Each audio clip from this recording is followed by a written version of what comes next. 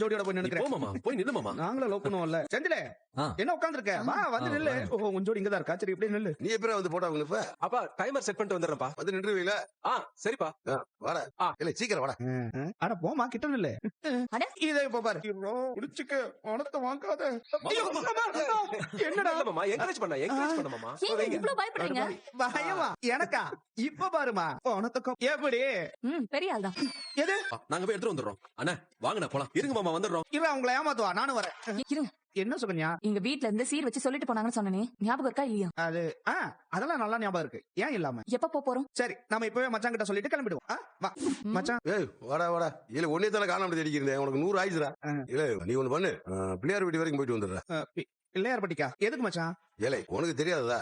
ரொம்ப நாளா காசு கொடுக்காம இருந்தாருடா கைலாசம். அவர் பிள்ளையார் வீட்டுக்கு வந்திருக்காராம்டா. அவரை நேரடியா பார்த்து கையோட பணத்தை வாங்கிட்டு வந்து. இல்ல என்னடா அந்த பிள்ளைய பாத்துக்கிருக்க? அந்த பிள்ளை சொன்னாத்தியம் போவியோ? சே அப்படியெல்லாம் இல்ல மச்சான். இல்லை காசு விஷயத்துல அந்த எவ்வளவு பெரிய தில்லால கட்டின்னு உனக்கே நல்லா தெரியும். இங்க வர இன்னைக்கு விட்டோம்னா அந்த பிடிக்கவே முடியாதா? பண்ணி சங்கடத்தை பக்கம் போய் வாங்கிட்டு வந்துருப்போ. என்னடா வந்துடுறேன். ஏங்க என்னங்க நீங்க தீபாவளி அதுமா அவனுக்கு வேலை சொல்லிட்டு இருக்கீங்க?